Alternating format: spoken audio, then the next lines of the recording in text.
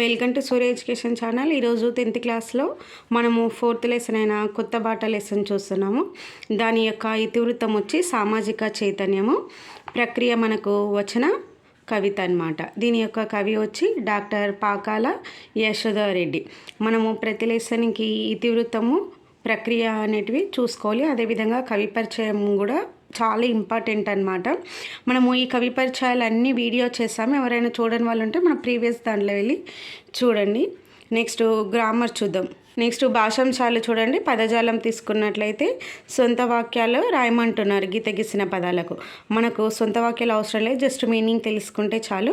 దాంట్లో first one చూడండి, చెవి వారిచ్చు అంటే దాని మీనింగ్ మనకు శ్రద్ధగా విను. నెక్స్ట్ వన్ గావిన్లు అంటే గుహలు అని అర్థము. నెక్స్ట్ ఇక్కడ చూడండి, కుటిల వాజితనం అంటే కపట బుద్ధి, దుర్మార్గమైన తనము, మోసగాడు అని మీనింగు. నెక్స్ట్ పొలిమేర అంటే చివరి హద్దు, ఊరి చివర సరిహద్దు. నెక్స్ట్ చూడండి, క్రింది వాక్యాలలో పర్యాయ పదాల కింద గీత గీయండి అంటే ఈ పర్యాయ పదాలు ఏవో వాటికి లైన్ గీయమంటున్నారు. ఇక్కడ చూడండి, పెయ్యి, మేను, దేహం అనేటివి మనకు పర్యాయ పదాలు. అదేవిధంగా సెకండ్ వన్ తీసుకుంటే తావుళ్ళ, చోటు, అదేవిధంగా ప్రదేశాలు అనేటివి పర్యాయ పదాలు వస్తాయి. నెక్స్ట్ వన్ చూడండి, ప్రకృతి వికృతులు. ఇక్కడ మనకున్నవి వాటిని ఏ దానికి ప్రకృతి వికృతి అనేది మనం ఐడెంటిఫై చేయాలి. వీటన్నిటిని ఒక పక్కకు రాస్తే చూడండి, సముద్రం అంటే సంద్రం, ఆదెరువు అంటే ఆధారం, సిగా అంటే సిగ, విద్య అంటే విద్యే, పయనం అంటే ప్రయాణం.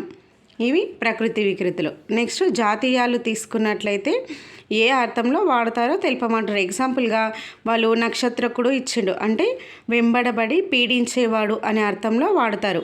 అదేవిధంగా మిగిలిన రాయమంటున్నారు. నెక్స్ట్ నిండుకున్నవి అంటే అయిపోయినవి, లేవు అనే అర్థంలో, శూన్యము అనే అర్థంలో వాడతారు. నెక్స్ట్ దడిగట్టు అంటే అడ్డు కట్టినట్లు అనే అర్థంలో వాడుతారు. నెక్స్ట్ నిప్పు కళ్ళు సెరుగంగా అంటే కోపంతో ఎర్రబడిన కళ్ళు అనే అర్థము.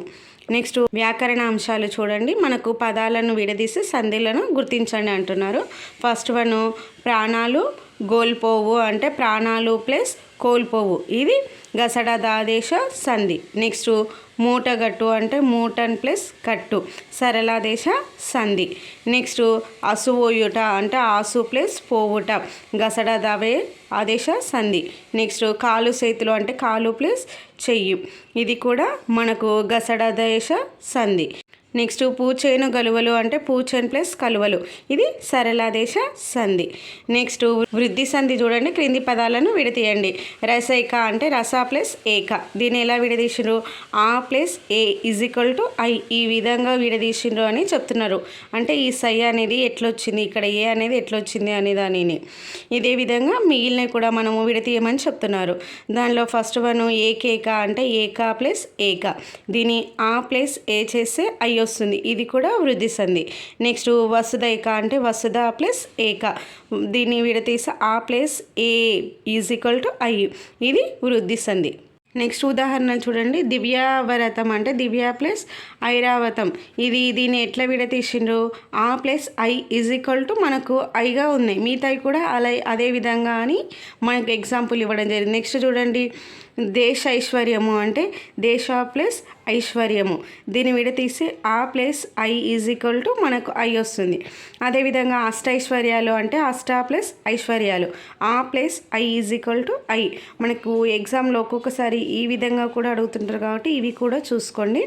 నెక్స్ట్ ఎగ్జాంపుల్ చూడండి, గణౌషధి అని ఇచ్చిండ్రు, దీన్ని వాళ్ళ ఎగ్జాంపుల్గా ఎలా విడగొట్టాలో చూపించారు. గణ ప్లస్ ఓషధి అంటే ఆ ప్లస్ ఓ ఈజ్ ఈక్వల్ టు ఔ అని మీనింగ్. ఇక్కడ చూడండి ఎగ్జాంపుల్గా మనం నెక్స్ట్ వన్ చూసుకుంటే వనౌషధి అంటే వన ప్లస్ ఓషధి, దీన్ని విడతీసి మనము ఆ ప్లస్ ఓ ఈజ్ ఈక్వల్ టు ఔ వస్తుంది. అదేవిధంగా మహౌషధి అంటే మహా ప్లస్ ఓషధి, దాని ఆ ఇక్కడ దీర్ఘము ఉంది హాకు కాబట్టి పెద్ద ఆ వస్తుంది చూడండి, ప్లస్ ఓ ఈజ్ ఈక్వల్ టు ఔ వస్తుంది. నెక్స్ట్ ఇక్కడ మనకు ఎగ్జాంపుల్ ఇచ్చిండు, రసౌచిత్యం అంటే దాని రస ప్లస్ ఔచిత్యం, దీని ఆ ప్లస్ ఔ ఈజ్ ఈక్వల్ టు ఔగా విడదీయడం జరిగింది.